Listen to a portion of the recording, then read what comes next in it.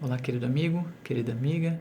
Aqui estamos mais uma vez para, com base na parceria entre o professor Renan Tamay e o Gen Jurídico, tratar dos temas do novo Código de Processo Civil. Hoje, o tema escolhido e tratado será a petição inicial.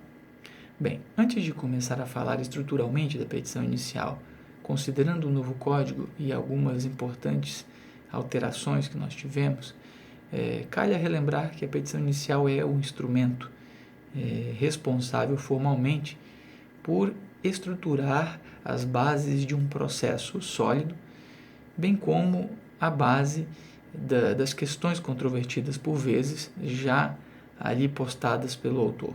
Então a petição inicial é, sem sombra de dúvida, uma peça importantíssima, porque os limites objetivos da demanda, da ação, portanto, estarão colocados ali na petição inicial, especificamente falando da causa petendi, inclusive. Mas vamos, antes de tudo, rapidamente falar dos requisitos estruturais da petição inicial para então seguir alguns pontos importantes a partir do novo Código. Vamos lá.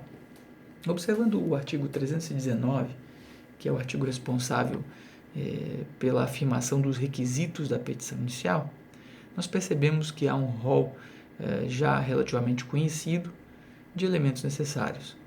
Destacadamente, o elemento do inciso 1º, que trabalha o juízo em que deve ser dirigida a petição inicial, ele determinando então quem será o agente judiciário julgador, né? E o inciso 2º, bastante importante, que fala da qualificação das partes, qualificando o autor, o réu, com os seus dados necessários. E dentre os dados, importantíssimo nós destacarmos dois dados agora incluídos a partir do novo Código. O primeiro é a existência da união estável. Então o sujeito afirma na petição inicial se existe ou não e se ele participa ou não de uma união estável. E também a informação, caso possível, do endereço eletrônico, que é outra importante construção, buscando uma melhor cientificação dos atos de notificação. Muito bem.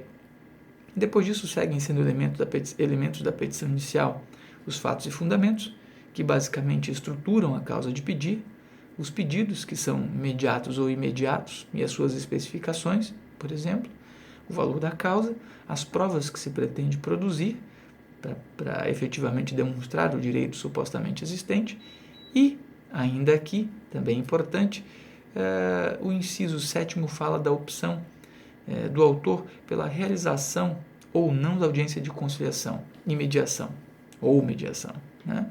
Porque essa é uma das situações que o novo Código impõe, a facilitação ou a busca de resolução dos conflitos por outros mecanismos que não o tradicional litígio no Poder Judiciário. E aí se valoriza muito a conciliação e a mediação como instrumentos para tal. Então o autor deve já na petição inicial indicar se tem interesse ou não na realização desta audiência. E isso é super importante, inclusive, para tomar-se por presente a contagem do prazo de contestação depois para o réu. Bom, depois disso, estruturalmente ali, nós vamos ter o parágrafo 1º, 2º e 3º do mesmo artigo, o artigo 319 do novo Código. Esses parágrafos, eles basicamente traduzem importante constatação que já se via na jurisprudência e que agora está aqui no novo Código, que é a valorização da petição inicial, de modo a evitar-se o seu indeferimento por ausência de requisitos ou informações elementares. E aqui veja-se, caso o autor não disponha de todas as informações do inciso 2º, que trabalham a qualificação das partes, ele pode então requisitar ao juiz o fornecimento dessas informações complementares. Muitas das vezes o réu, por exemplo, não era localizado, o endereço dele não era localizado, e as partes, então, o autor, no caso, requisitava ao juiz que oficiasse determinada companhia de eletricidade, de água ou de telefonia para buscar, então, um endereço.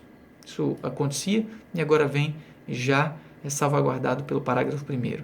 No parágrafo 2º, então, cria-se a mesma estrutura, buscando realizar essa ideia de não prejuízo à petição inicial e não indeferimento da petição inicial, a partir do que se pode ter. E ali o parágrafo 2º diz exatamente o seguinte: a petição inicial não será indeferida se, a despeito da falta de informações a que se refere o inciso 2º, ainda assim for possível citar o réu.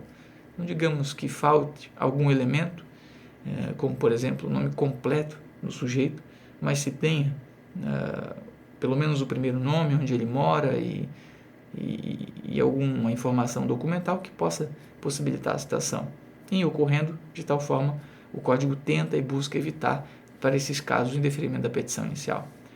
E, por fim, ainda assim, o parágrafo 3º diz o seguinte: a petição inicial não será indeferida pelo não atendimento ao disposto no inciso 2º, que é o que a gente está acabando de falar aqui da qualificação, se a obtenção de tais informações tornar impossível ou excessivamente oneroso o acesso à justiça. E aqui a ideia é tentar realizar a citação com as informações que se tem, evitando, então, o indeferimento de uma petição inicial e a potencial repetição de uma nova ação em momento posterior. Essa é a ideia central. No artigo 320, tem o dever de juntada dos documentos obrigatórios, juntamente com a petição inicial. Já que eu quero revisar, por exemplo, um contrato de financiamento, não posso me utilizar da petição inicial sem juntar aos autos esse documento indispensável, que é, por exemplo, no caso, o contrato de financiamento. Por fim, ainda muito importante rapidamente informar, o artigo 321 fala da emenda à petição inicial.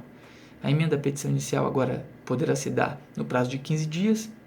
Ela é um dever processual, antes de tudo, de informar. O juiz deve informar e deve não só informar a parte, mas trazer à parte a oportunidade de emendar a inicial antes de indeferi-la. Essa é a conotação que se pode ver do artigo 321. E, ainda mais, o juiz também deve determinar e informar com precisão, indicando o que deve ser corrigido ou o que deve ser completado, para que o autor então possa efetivar da melhor forma possível a emenda à petição inicial. Para encerrar, nós temos a situação do indeferimento da petição inicial, que está no artigo 330. Lá veremos, e podemos observar com mais calma, que a petição inicial será indeferida em situações tradicionais, como sempre, em caso de inépcia, em caso de ilegitimidade de partes, em caso de carência efetiva de interesse processual e em outras situações pontuais. Não esquecendo que a inépcia ela está explicada no parágrafo único do mesmo artigo. Por exemplo, em uma situação em que falta pedido ou causa de pedir, a causa petende não está devidamente colocada. Ou, por exemplo, em situações em que a narração dos fatos não se possa decorrer qualquer conclusão lógica do que quer dizer o autor. Ou em incompatibilidade efetiva de pedidos entre si, por exemplo. Então, nessas situações, o juiz, então, ele, percebendo que há inépcia, ele indefere a petição inicial a partir da previsão do artigo 331 e, claro, em deferida a petição inicial, o autor pode, em querendo, apelar. E, se apelar, nessas situações, o juiz poderá, no prazo de 5 dias, se retratar da decisão, caso veja que há um equívoco ao manobrar o indeferimento da petição inicial. De forma bem breve, essas são algumas das novas realidades que nós temos a partir do novo Código de Processo Civil para a petição inicial. Um grande abraço do professor Renan Tamay, bons estudos e até breve.